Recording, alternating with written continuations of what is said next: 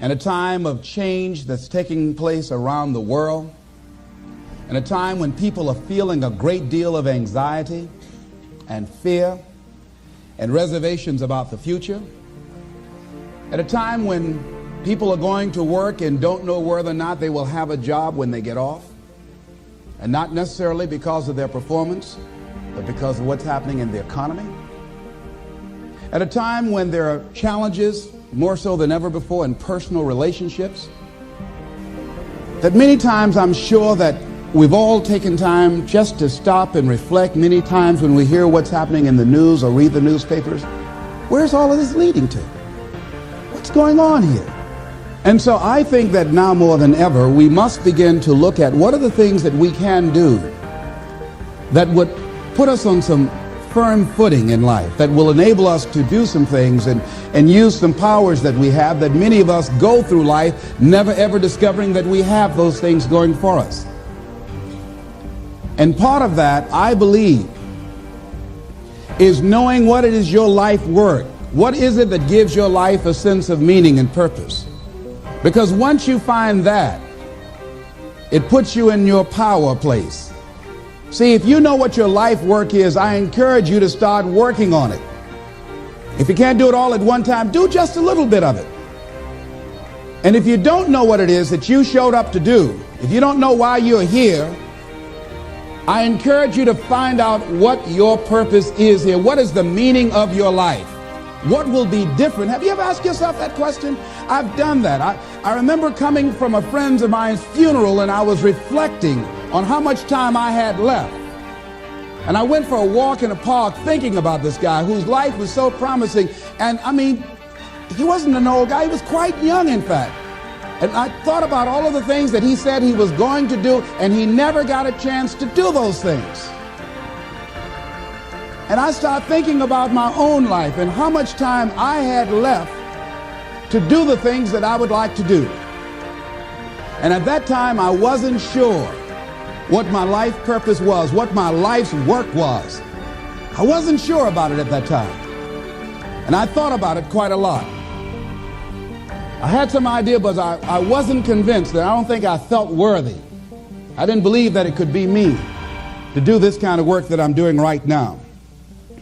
And I say to you that if you begin to take a conscious effort to find out what it is that you're supposed to do, I say that it can literally save your life. 85% of the American public, according to recent studies, are going to jobs that they hate, working on jobs that do not challenge them. Because, see, when you go to a job and you already know how far you can go, you can already see that proverbial glass ceiling. It's like going to a movie when you've gone in the middle of the movie and you've seen the end and you sit there to start all over again, but something is missing. You know what the outcome is going to be. You can't get excited about going through that movie all over again. Am I correct?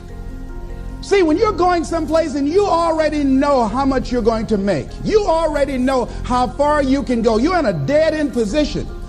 It erodes your self-esteem. It lowers your sense of yourself. It creates an inner turmoil. It creates an emptiness in you. So I say that your life is worth finding what it is that you're supposed to do. Just start working at it just a little bit, but do find out what your work is and hold on to it, and don't let your dream go. Don't let it go. See, and here's something else I want you to begin to look at. Why is it that most people don't pursue their dreams or don't do better than what they're doing if they're capable of doing it? I think that many of us don't go the next step because we don't know what to do yet. And I say that the reason that we don't even explore the possibility of what to do is because subconsciously we don't believe that it can happen for us, and we don't believe that we deserve it. So here's what I'm suggesting. How much time do you spend working on you? How much time do you spend every day working on your dream? In the last 90 days, how many books have you read? In the last year, what new skill or knowledge have you acquired? What kind of investment have you made in you?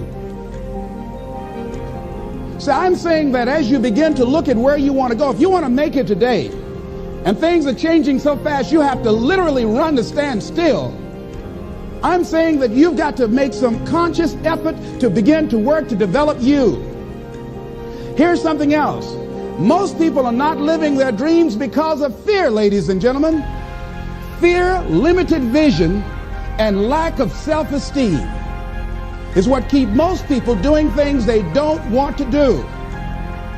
The same reason that people stay in relationships where they're abused or they're unhappy or it's unfulfilling, they can't see themselves beyond that relationship. They can't see themselves enjoying life without that person. They think that this is all that they can do.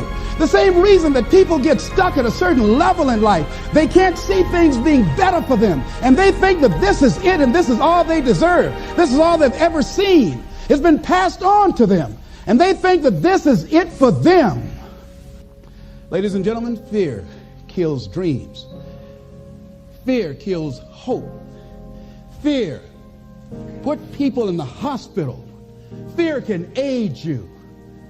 Fear, ladies and gentlemen, can hold you back from doing something that you know within yourself that you're capable of doing, but it will paralyze you.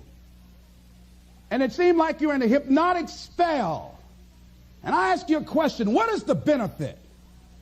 What's the benefit of allowing fear to hold you back? What's the benefit of giving up on yourself, of not stepping out on life and taking life on? What is the benefit for you? What's the plus in that?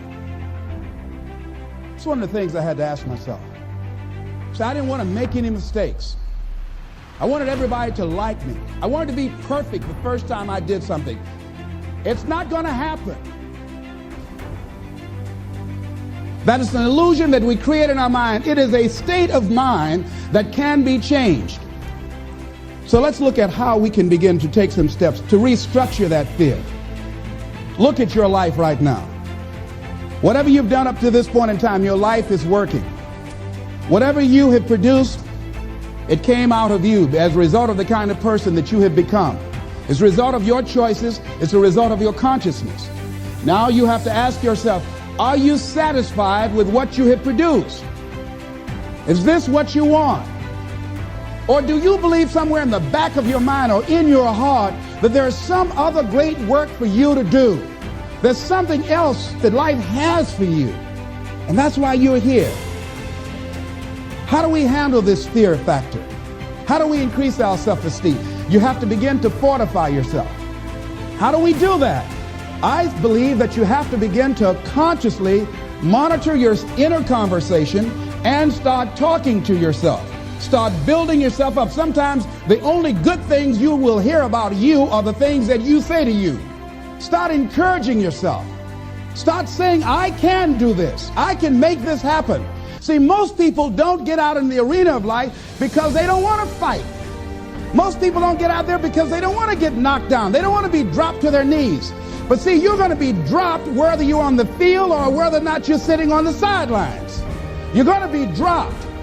So at least get dropped for something.